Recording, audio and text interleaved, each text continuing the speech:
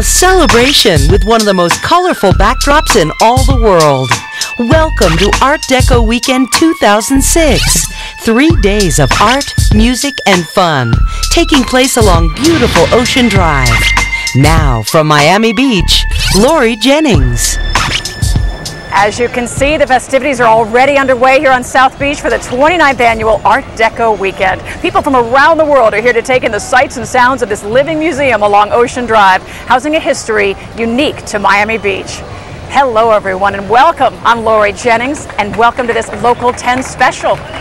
We want to welcome you here because we are expecting 500,000 people to visit this stretch of Ocean Drive this weekend. It's one of the most popular events in all of South Florida. So over the next half hour, we are going to give you a sense of everything that you can enjoy over the weekend. You'll get a little sense of the Art Deco history along the way and how the whole Art Deco district has evolved. First off, let's find Todd Toggan. He's out there somewhere in this crowd after exploring the big event. Todd, what have you found? Well, Lori, you know, the Art Deco architecture and design is really the reason for South Beach's unique success. And this weekend is a culmination, a celebration of everything that is good about South Beach and Art Deco.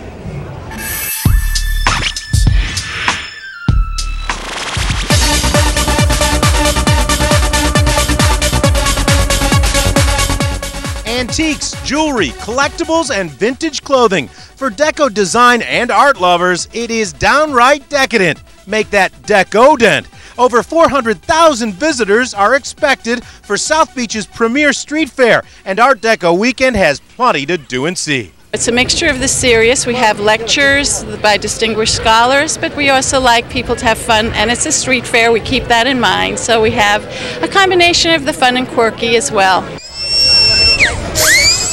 There are plenty of colorful characters at this 10-block-long street party. You can people watch, puppy watch, or just eat your way down the street with a vast variety of festival food. This is the 29th year the Miami Beach Preservation League has celebrated South Beach's unique Deco style, and the festival has become a traditional winter trek for many. I've been here almost every year since the very beginning. Really? I lived on Miami Beach, and I was here when the older people used to sit on the chairs and the sidewalk, so I've watched it grow throughout my lifetime. Deco's Depression-era architecture and design captures the imagination, and many think Art Deco has timeless style. It's simple enough that it's something that can carry over no matter what the current styles of the day are. This year's theme is putting on the Ritz, but most will come to Art Deco Weekend quite casual. However, And as you can see, the crowds are already starting to thicken up, and plenty of them out here, not quite as dressed up as that bulldog that you saw there. This will go on until this evening. Of course, the big parade tonight at 7:30 as well, which will be a lot of fun. They'll be marching straight down Ocean Drive. I can't figure out what's my favorite thing. Is it the food? Is it the shopping? I think it's just the people watching. Lori? Todd, have a great time out there. I'll join you a little later. And one of the organizers of the big event, who you found, Todd, is Gail Fix of the Miami Design Preservation League. She's back with us now to tell us about some of the new additions. There's a parade this year. Yes, it's our first ever evening parade sponsored by Pollo Tropical, and we're very excited about it. It's great. What's going to be in it? Well, Pollo Tropical is going to have a float. We're going to have a marching band, bagpipers, jazz entertainment with a singer and a pianist, and our classic antique cars are also going to be in it. That's a big hit right here along Ocean Drive, correct? Right. Yes. And a dog promenade, I understand. Yes, we're also doing our first ever Art Deco Weekend dog parade and dog promenade, pardon me, and we are asking the public to bring their dogs and put on the Ritz, dress up or not, and join us. So it's not competitive? No, it's very non-competitive. That sounds like a good time. So bring out the fun costumes and enjoy. Exactly. Whatever bright colors you can find. Or your glitzy rhinestone collars. That's a good idea. And their dogs. Oh, that to match. That's perfect. Yes. Oh, Gail, you came up with some great new additions. Good luck this year. Thank you very much. Thanks for joining us. And so the question is, where is the big party and where in the world do you park down here? Well, let's tell you about that.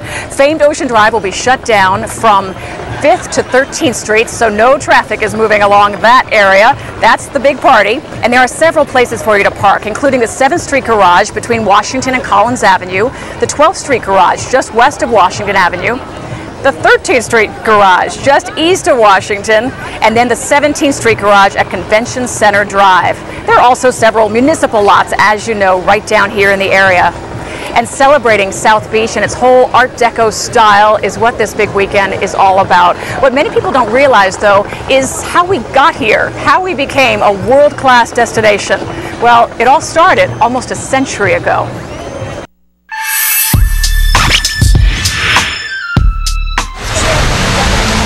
Beaches filled with bathers, cafe-lined streets. A character so familiar now was decades in the making. Well, a couple of developers came down and saw this piece of barrier island and decided they could make some money. In the early 1900s, John Collins convinced millionaire Carl Fisher and the Lomas brothers to join him in developing a mangrove forest into Miami Beach. And they each had different visions of what it was all about.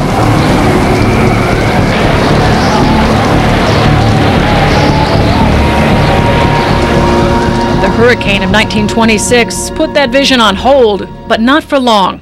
By the early 30s, Miami Beach's Deco district was a destination of distinction. You can look around you, and what you see here, you don't see anywhere else in this number. We are the city with the largest collection of tropical architect buildings in the world. No private rooms or telephone. But after World War II, interest began to fade. The Deco district began a long and slow decline through the 50s and 60s. What happens here is that the bottom end of the Social Security recipients come down here to retire. It's affordable. Then in the 1970s, a woman named Barbara Capitman became South Beach's savior. In 1975 and early 76, she just looks around and she decides that she's got time, she's got brains, and she's going to do something. Capitman set the wheels in motion to put the Deco district on the National Registry of Historic Places, and so began South Beach's rebirth.